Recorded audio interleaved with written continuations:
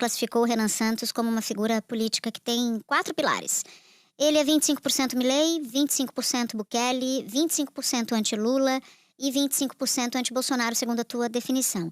Eu queria entender o que isso significa. Vamos lá, quando ele fala... Bem, Javier Milei, o presidente da Argentina, que foi eleito justamente como um grande candidato ao sistema, também por um partido que não existia, com uma motosserra dizendo que ele iria, né, cortar os gastos públicos e ser um candidato contra a casta, né? A palavra que ele usou ali, que funcionou na Argentina, era a casta dos servidores públicos, a casta dos empresários corruptos, a casta de um sistema que, na avaliação dele, estava apodrecido depois de anos, seja do peronismo, seja dos governos Macri. No caso do Bukele, é a ideia que é outro candidato que também surgiu do nada, a ideia da mão dura contra a violência, ou seja, a ideia de que o Estado, ele vai passar as regras, digamos, formais de direitos individuais vão ser totalmente atropeladas, porque o mais importante é você manter uma segurança geral. Esses dois exemplos internacionais, para mim, são muito claros, né? E aí, a outra questão é dizer que ele é, ao mesmo tempo, contra Lula e contra Bolsonaro. E para mim, Natuza, essa é a novidade dele. Porque se a gente for assistir, a gente for olhar, analisar a campanha até agora, dos dois candidatos menores da direita, o ex-governador Ronaldo Caiado e o ex-governador Romeu Zema, os dois têm medo de criticar o Bolsonaro. A prática o Zema deu uma criticada, ficou uma semana falando mal, o Novo foi lá e quase impediu ele de ser candidato. O Ronaldo Caiado pede licença para conseguir falar mal de alguma coisa do Bolsonaro, mesmo com o escândalo do caso Vorcaro. Então, a vantagem do Renan é justamente falar mal de todo mundo. Falar, eu sou candidato contra esses dois aqui. Porque ele quer pegar esse público. O público que enxerga em Lula e enxerga em Bolsonaro o sistema. E, portanto, ele pega os dois exemplos internacionais e pega... Então, assim, essa matemática, para mim, ela funciona para um parcelo eleitorado, realmente. E eu acho que, assim, tem claramente uma estratégia aí. Coisa que hoje eu não consigo enxergar nem na candidatura do Zema, nem na candidatura do Caiado. Em relação aos 25% do Bukele tem sido visto por especialistas como alguém que vem enfrentando a segurança pública de uma maneira muito peculiar, mas outros analistas o chamam de candidato a ditador. Quando você afirma que ele se apresenta... Ela nem consegue elogiar. De forma eficiente, de forma eficaz, de forma peculiar. E os outros falam que ele é candidato a ditador, não dá pra elogiar. Como esses 25% Bukele, você tá falando do aspecto da segurança pública, é isso? Da segurança pública e o fato de que, e aí na própria discurso que o Renan Santos apresenta nas suas lives, nas suas conversas, é a ideia toda de que o Brasil está num estado de ataque de organizações terroristas e, portanto, você vai utilizar contra eles como se fosse um inimigo. Né, como se fosse uma outra nação estrangeira envolvendo. Ou seja, não estamos falando aqui de um combate policial padrão. Nós estamos falando aqui de um combate policial em que, sim, de mortes. E que isso é exatamente o Bukele. Eu acho que aí o Renan está deixando muito claro qual é a estratégia dele. Claramente uma estratégia que não assegura todos os direitos individuais que estão hoje na Constituição. Isso, para mim, é evidente que se, numa hipótese de um governo Renan Santos, você vai ter uma grande mudança em relação a como vai ser o combate à criminalidade no Brasil. Assim como aconteceu no El Salvador com o Bukele. Ou seja, nós temos, a situação do Bukele é pré-ditatorial, ou é já ditatorial justamente por isso. Você não tem habeas corpus, por exemplo. Não é ditatorial. Uma ditadura, ela necessariamente significa que o poder executivo está sublimando os outros poderes. Não há isso em El Salvador. Não há isso. Não há habeas corpus. Não há habeas corpus pra galera que está presa por conta de envolvimento com facção criminosa. Lembrando que o habeas corpus, uma das premissas mais importantes é você não ter a possibilidade de prender alguém ou condenar alguém de um crime que não está tipificado. Lá tá tudo certinho, tá tudo tipificado. E não é o executivo decidindo, foi o executivo com o legislativo e com o judiciário.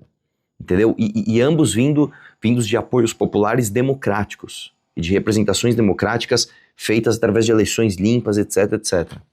As pessoas são presas sem que você tenha uma acusação formal. O que o Renan Santos está tentando se alimentar é desse velho discurso do bandido bom é bandido morto, né? E para isso, muito provavelmente, o Estado brasileiro terá que matar, e eu tô sendo muito claro, matar membros do crime organizado. Eu não desejo nada de bom pro assaltante. Eu acho que o assaltante tem que morrer. E eu acho que a polícia brasileira tem que ter todos os meios possíveis para pegar bandidos, figuras más, figuras que cometem latrocínio, e eu quero que ela possa matá-los. E se porventura ela não consiga matar porque eles se entregaram como ratos, que eles passem o resto da sua vida na cadeia. E eu quero que essa cadeia não seja legal. Eu não quero ensinar nada pra esse rapaz na cadeia. E ele inclusive usa a palavra morte com bastante frequência. A gente fez um episódio sobre essa política de segurança pública e ela é muito maior do que simplesmente montar superpresídios, que é algo que está, inclusive, na proposta do próprio Renan Santos, né? Ela envolve a intervenção no Supremo Tribunal Federal, ela envolve uma intervenção, né, na forma de atuação do próprio executivo. Então você tem, né, na gestão Bukele um executivo super vitaminado, né, super musculoso. Então é um projeto de segurança pública que passa para supere muito, né? Primeira coisa, quando ele fala intervenção no Supremo Tribunal Federal, você pode colocar o que é uma intervenção no Tribunal Federal? Você indicar 4 nomes novos com vieses diferentes daqueles que estão lá. É considerado uma intervenção. Significa que quando você coloca a palavra intervenção, para assim, tipo assim, entende? Vai a polícia, ela vai prender os ministros supremos, não é isso. Outra coisa, um executivo super poderoso no caso de El Salvador, com autorização do legislativo.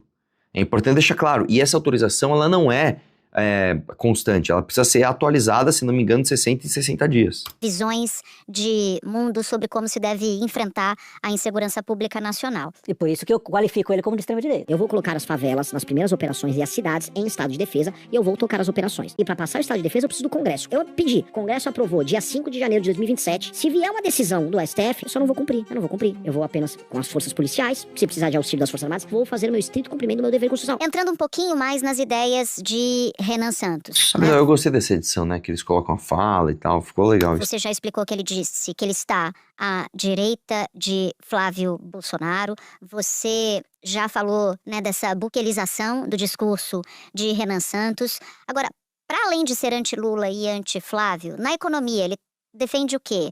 Né? No enfrentamento ao feminicídio, ele defende algo? Como é que é o discurso de Renan Santos em outras áreas da administração de um presidente da República? Eu acho que a gente pode falar muito bem da parte econômica, porque é onde você tem muito mais evidente a lógica. E aí, claramente, nós estamos falando de governo ultraliberal. E nisso é muito Milei. Também não é, cara.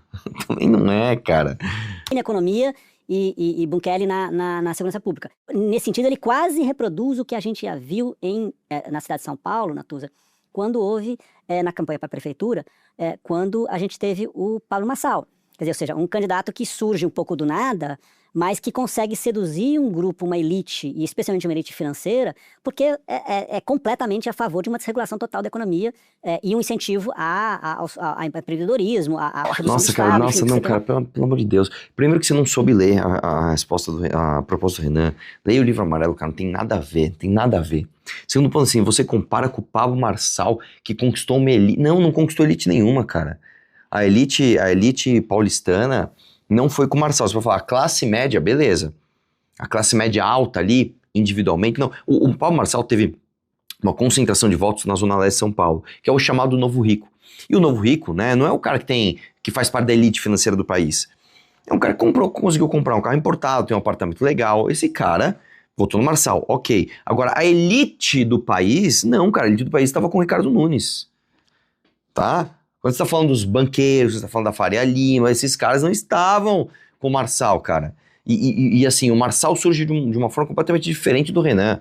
Renan vem numa história gigantesca, coerência, passos de formiga, até você formar uma base. O Marçal não, o Marçal veio com um discurso populista e roubou parte, tá, do eleitorado mais pueril que tem do bolsonarismo. São coisas completamente diferentes. Cara, a tua análise tá ruim de proposta, tá ruim de cenário, porque o cenário do que você chama de elite financeira não é esse, e tá ruim em termos políticos, cara.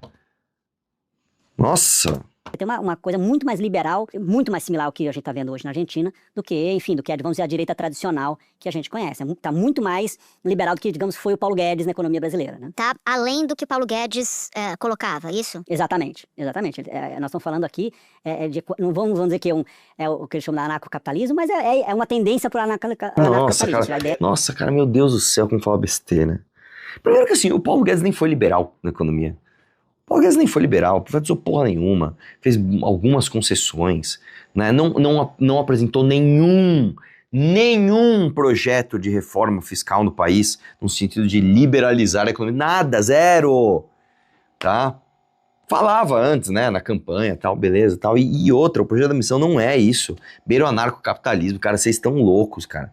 A gente tá falando de criar zonas especiais pra industrialização do país, isso não tem nada a ver com o anarcocapitalismo, cara, vocês estão completamente loucos. A ideia toda é que você desregula tudo, você tira o Estado completamente da regulação econômica do país e que, naturalmente, por essa lógica, a economia sozinha conseguiria fazer e abrir oportunidades e gerar riqueza sem Sim, a presença não, do Estado. cara, Sobre não. programas sociais, ele diz que vai acabar com algum, o que ele diz exatamente? Assim, eu acho que a grande mudança ali é em relação ao Bolsa Família. Ele fala em manter o Bolsa Família para situações específicas, por exemplo, mães que têm filhos e que têm que cuidar das crianças, ou pessoas que estão com problemas de saúde, mas somente dar Bolsa Família para, em casos normais, uma pessoa que trabalhe.